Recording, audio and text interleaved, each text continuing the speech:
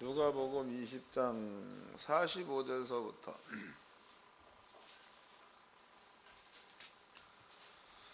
마지막 절까지, 누가복음 20장 45절로 마지막 절까지 다 같이 한 목소리로 합독을 하도록 하겠습니다. 시작. 모든 백성이 들을 때에 예수께서 그 지제들에게 이르시되 긴 옷을 입고 다니는 것을 원하며 시장에서 문안받는 것과 회당의 상자와 잔치의 상석을 좋아하는 서기관들을 삼가라. 저희는 과부의 가산을 삼키며 외식으로 길게 기도하니 그 받는 판결이 더욱 중하리라 하시니라. 아멘. 예수님께서 서기관에 관한 이야기를 하고 있습니다. 거기 45절입니다.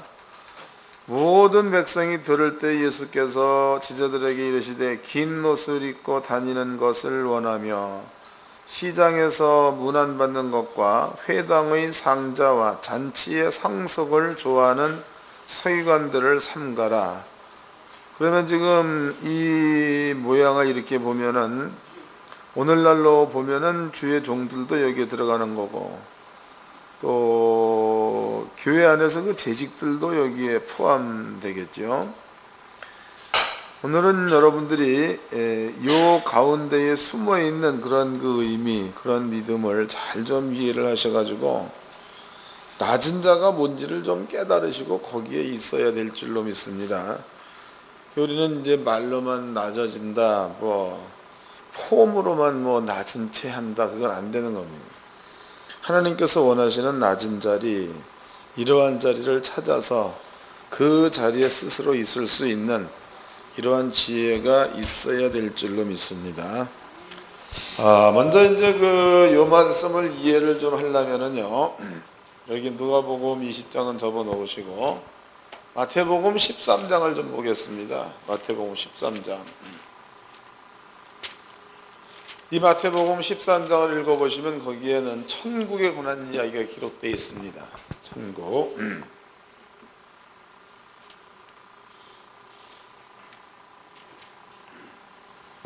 13장 44절서부터 읽겠습니다. 천국은 마치 밭에 감추인 보화와 같으니 사람이 이를 발견한 후에 숨겨두고 기뻐하여 돌아가서 자기의 소유를 다 팔아 그 밭을 샀느니라. 그러니까 밭에 뭐가 감추어져 있는데 이것을 발견한 후에 돌아와가지고 자기의 소유를 전부 다 팔아가지고 밭을 샀다. 45절. 또 천국은 마치 좋은 진주를 구하는 장사와 같으니 극히 값진 진주 하나를 만나매 가서 자기 소유를 다 팔아 그 진주를 샀느니라. 천국은 진주와 같다. 장사꾼이 그 진주의 가치를 알면 자기의 재산을 전부 다 들여서 진주를 산다, 이런 얘기입니다. 47절. 또 천국은 마치 바다에 치고 각종 물고기를 모으는 그물과 같으니 그물에 가득하며 물가로 끌어내고 앉아서 좋은 것은 그릇에 담고 못된 것은 내어 버리느니라. 세상 끝에도 이러하리라. 천사들이 와서 의인 중에서 악인을 갈라내요. 천사들이 의인 중에서 악인을 갈라낸다, 이런 얘기를 했습니다. 오늘은 여기에서 이 부분들을 잘 좀 깨달으시고 우리들의 그 믿음이 어디에 있는가를 분별해야 될 줄로 믿습니다.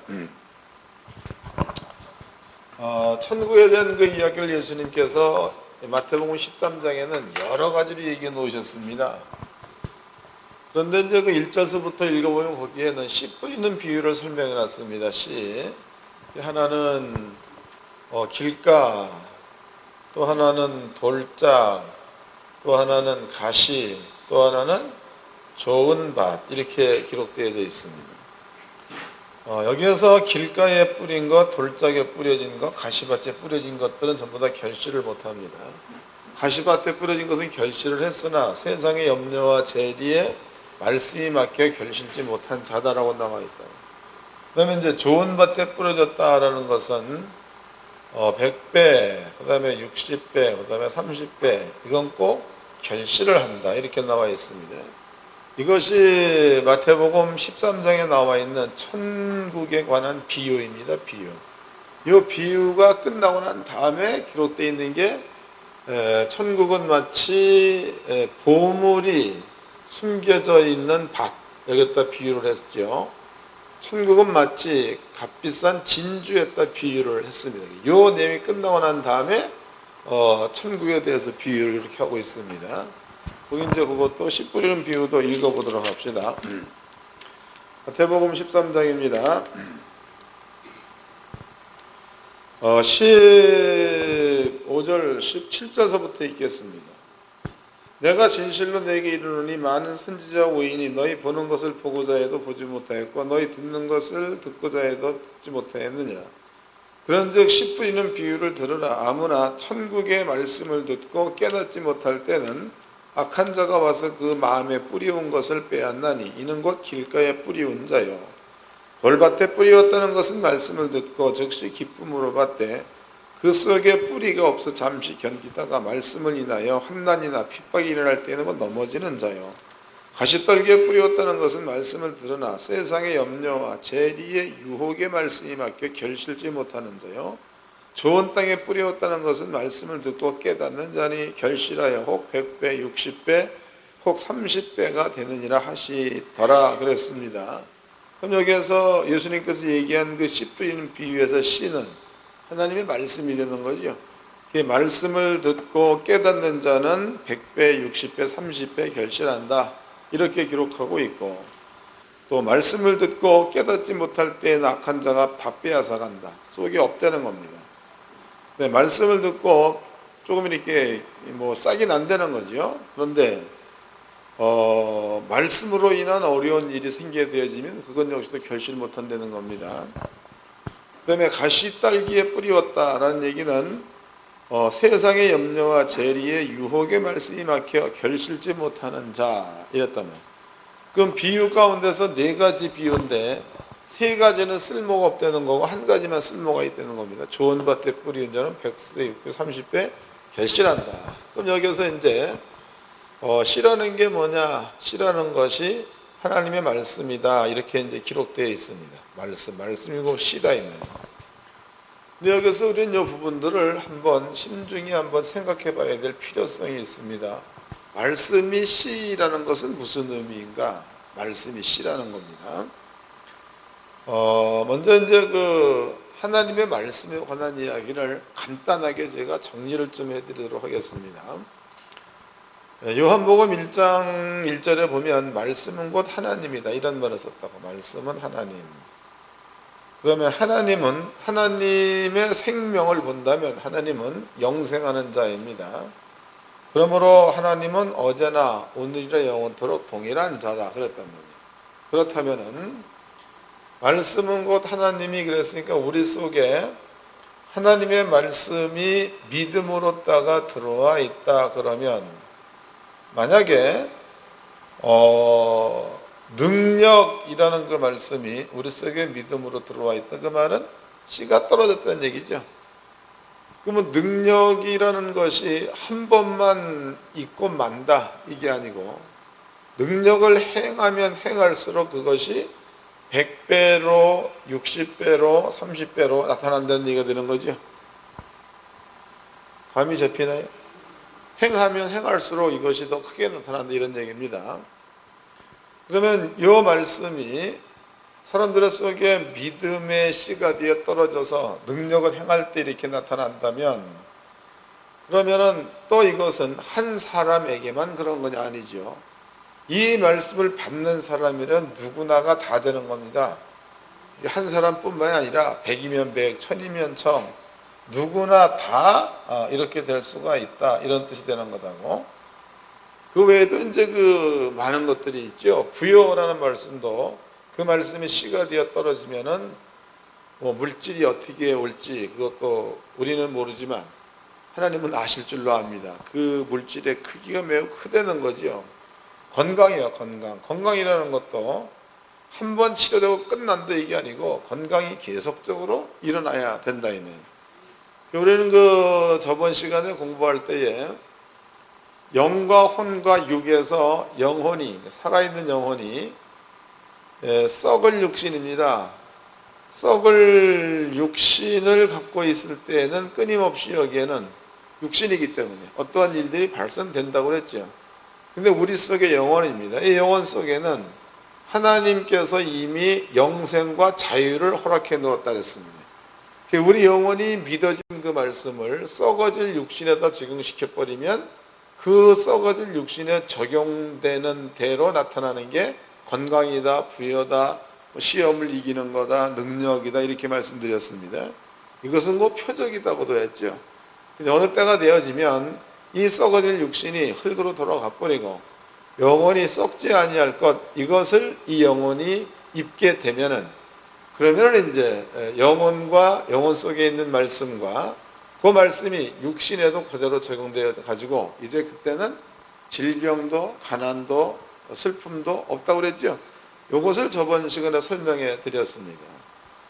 그러면은 우리 속에 이러한 그 영혼 가운데에 하나님의 말씀이 믿어지는 믿음을 가지고 있다면 그 믿음에서 나타나는 그 사건은 100배, 60배, 30배의 결실로 이것은 하나님 말씀이기 때문에 꼭 나타나야 된다는 거예요.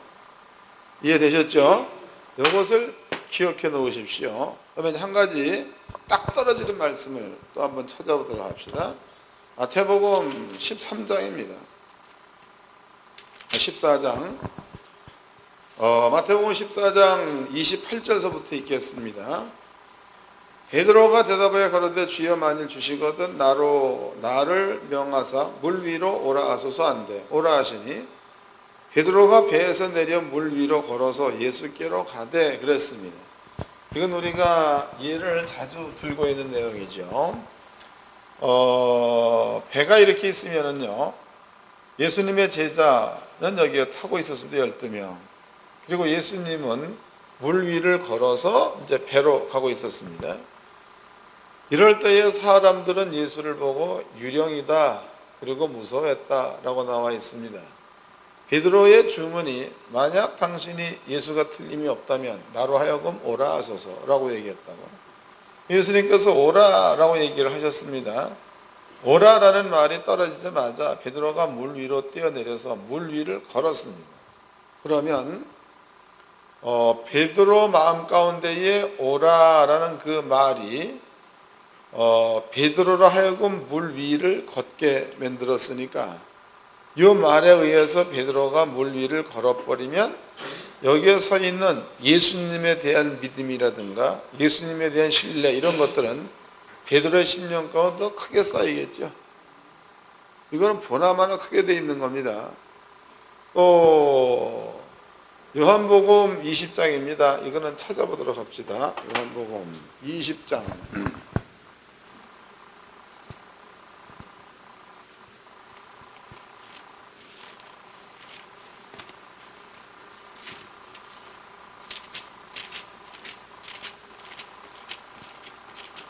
요한복음 20장 21장이네. 21장 1절서부터 읽겠습니다.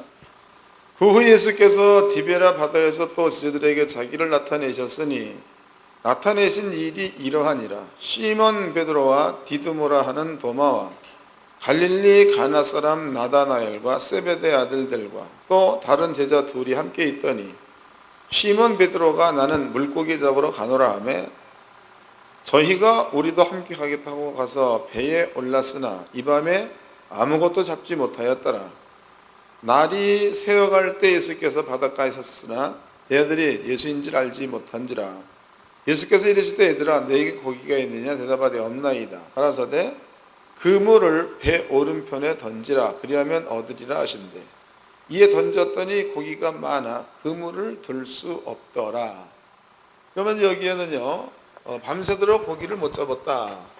예수님께서 배 오른쪽에다가 그물을 던져라. 그러면은 고기를 잡을 거다. 그랬단 말이에요. 제자들이 오른쪽에다 그물을 던졌더니 고기를 상당히 많이 잡았습니다. 이 사건이 일어나고 난 그 다음에 요한이 베드로 보고 예수다. 베드로는 물속에 뛰어들어서 수영해서 예수께로 가는 이러한 장면이 그 뒤에 기록되어져 있습니다. 그러면 고기를 많이 잡게 했다, 이것도 예수님 입에서 나온 그 말이죠. 이 말이 제자들로 하여금 고기를 많이 잡게 했다, 이런 뜻이 되는 거다. 이해되셨죠? 그럼 베드로에게는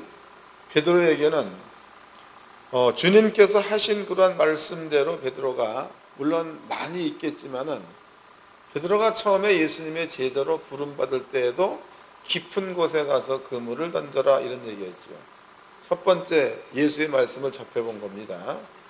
그 다음에 두 번째 예수님께서 오라 했을 때 물 위로 걸었습니다. 세 번째 배 오른쪽에 그물을 던져라, 고기를 많이 잡았다, 이 말이에요. 그럼 베드로의 마음 가운데는요, 예수님의 입에서 나온 말씀은 어떠한 말씀이 되었든지 꼭 그대로 된다라는 그 믿음이 베드로 마음 가운데는 확실하게 자리 잡았다고 봐야 맞겠죠. 확실한 겁니다. 그럼 이렇게 돼서 예수님의 말씀은 그대로 된다라는 믿음을 베드로가 가지고 있다면, 그러면 그 자체는 곧 예수님을 신뢰하는 것으로다가 꼭 연결되게 되어 있다는 거예요. 그 말씀이 존재로, 여기 이제 물 위에 걷는 것으로, 고기가 잡히는 것으로 이렇게 나타났으면 그 나타난 것으로 인해 가지고 예수님에 대한 그 신뢰도가 점점 더 커지고 쌓인다, 이런 뜻이 되는 겁니다. 그럼 이것이 이제 베드로가 겪었던, 또 베드로가 믿음이 성장되어졌던 이러한 그 과정이라고 보면 되는 겁니다. 그렇다면은 베드로의 마음 가운데는 자기가 40년 동안, 약 40년 동안 어부 생활했었던 그 지식입니다. 그 지식과 예수님께서 주신 한마디 말씀이지요. 예수님의 지식.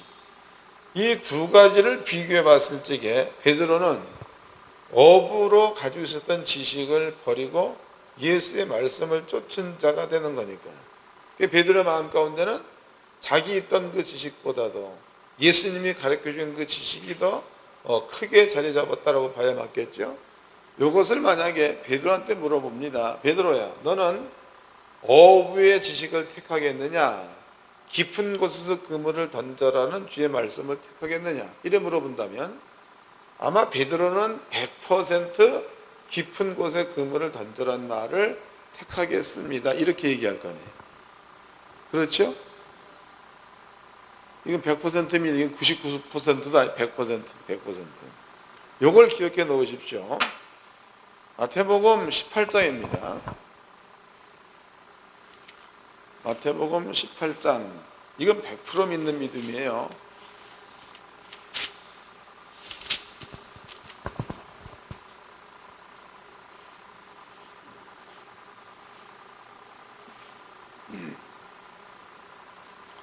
마태복음 18장 10절서부터 읽겠습니다. 삼가 이 쏘자 중에 하나도 없이 여기지 말라. 너희가 말하노니 저희 천사들이 하늘에서 하늘에 계신 내 아버지 얼굴을 항상 배웠느니라. 너희 생각에는 어떻겠느냐? 만일 어떤 사람이 양 100마리가 있는데 그 중에 하나가 길을 잃으면 그 99마리를 산에 두고 가서 길 잃은 양을 찾지 않겠느냐? 진실로 내게 이르노니 만일 찾으면 길을 잃지 아니한 99마리보다 이것을 더 기뻐하리라. 이와 같이 이 쏘자 중에 하나라도 이뤄지는 것은 하늘에 계신 너희 아버지의 뜻이 아니니라 그랬단 말이에요. 그럼 여기 지금 예수님께서 어린아이에 관한 이야기를 합니다. 어린아이. 그리고 그 어린아이의 천사가 항상 하나님의 얼굴을 본다, 이런 얘기했죠. 어린아이의 천사가 항상 하나님 얼굴을 본다 그랬단 말이에요. 예수께서 쓰고 있는 그 표현과 소자, 어린아이, 이 어린아이의 천사가 항상 하나님 얼굴을 본다는 말을 썼다고. 그런데 여기에서 그 소자가 중요합니다. 내게 오는 소자.